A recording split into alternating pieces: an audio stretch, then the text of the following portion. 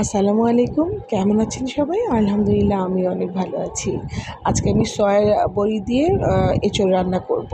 আর সেটাই আপনাদের সঙ্গে শেয়ার করলাম। তো এখানে ১ম এ আমি ১.৫ কাপ সয়া বড়ি নিয়েছি।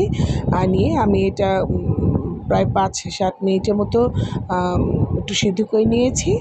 প্রায় 80% এর মতো সিদ্ধ হয়ে গেছে। তো ঠান্ডা পানির মধ্যে ভিজিয়ে ভালো করে ধুয়ে এই যে ভালো করে এভাবে কিন্তু চিপে নিচ্ছি, যেন ভিতরে পানি না থাকে।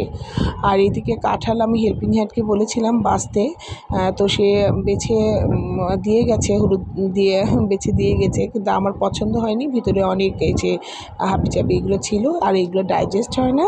এজন্য আমি আবার একটু ভালো করে বেছে নিলাম। হ্যাঁ? তো এখানে আমি কড়াইতে রান্নায় চলে যাচ্ছি। কড়াইতে কিন্তু আমি বেশ খানিকটা সরিষার তেল দিয়েছি। আর এখানে এলাচ, দারচিনি, লবঙ্গ আর তেজপাতা ফোড়ন দিয়ে দিলাম। আর যেহেতু আমি বাটা পেঁয়াজ দেবো না, সেহেতু আমি এখানে পেঁয়াজের পরিমাণটা একটু বাড়িয়ে নিয়েছি। প্রায় ১.৫ কাপের ১.৫ কাপ না, সরি, এখানে 1/2 কাপেরও একটু বেশি আছে পেঁয়াজ। দিয়ে পেঁয়াজটা একটু ভাজা ভাজা করে নিয়ে এর মধ্যে মশলাটা দিয়ে দিচ্ছি।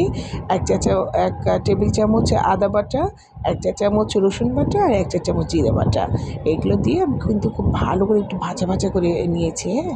নেওয়ার পরে এখন এর ভিতরে ২ টো টমেটো দিয়ে দিলাম, এই যে এইভাবে চৌকোনা করে কেটে। আর এখন গুঁড়ো মশলার মধ্যে এখনও হলুদ দিয়ে দিচ্ছি ১ চা চামচ। আর শুকনো লঙ্কার গুঁড়া দিব ২ চা চামচ।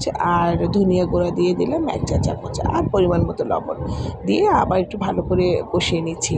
আর এর ভিতরে আমি আসলে ওইভাবে পানি দেব না, যেহেতু এটা এঁচোড় সয়া দিয়ে একটু কষা কষা করে রান্না করছি। সেহেতু আমি ওইভাবে পানি দেব না। মশলাটা একটু জাস্ট নিচে লেগে গিয়েছিল, ওই জন্য একটু পানি দিয়ে দিয়েছি। আর এখানে 1/2 কাপ টক দইয়ের মধ্যে আমি ২০ টার মতো কাজু বাদাম আর একটু পোস্ত বেটে নিয়েছিলাম। নিয়ে যে ভালো করে গুলিয়ে নিচ্ছি। আর এই গোলানো হয়ে গেলে আমি এই মশলার ভিতরে কিন্তু এটা ঢেলে দিলাম। তো যাই হোক, এটা দিয়ে আমি আবার একটু ৫-৭ মিনিট নাড়াচাড়া করে নিয়েছি। মশলাটা কষিয়ে নিয়েছি। তেলটা উপরে উঠে এসেছে। আর তখনই আমি সয়া বড়িগুলো এর ভিতরে দিয়ে দিয়েছি। আর কাঁঠালটাও দিয়ে দিয়েছি। তো কাঁঠালটাও কিন্তু সিদ্ধ প্রায় 80% এর মতোই সিদ্ধ হয়ে গেছে। আর আমি এখন এই মশলাটার সঙ্গে আমি এই 20% কিন্তু সিদ্ধ করে ফেলবো, হ্যাঁ?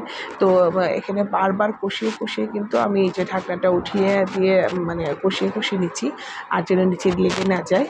আর যখন বেশ খানিকটা রান্না হয়ে গেল, তখন আমি এর ভিতরে ৭-৮টার মতো কাঁচামরিচ এভাবে চিরিয়ে দিয়েছি। দিয়ে এই যে কাঁচামরিচের একটা সুন্দর ফ্লেভার বের হচ্ছে। আর এই যে নামানোর আগে ১ চা চামচ চিনি, ১ চা চামচ গরম মশলা গুঁড়ো আর একটু ১ টেবিল চামচ ঘি ছড়িয়ে দিলাম। ব্যাস হয়ে গেল আমার এঁচোড় সয়া নাগেটসের কষা।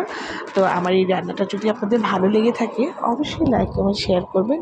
আর আমার জন্য বেশি বেশি দোয়া করবেন। আল্লাহ হাফেজ।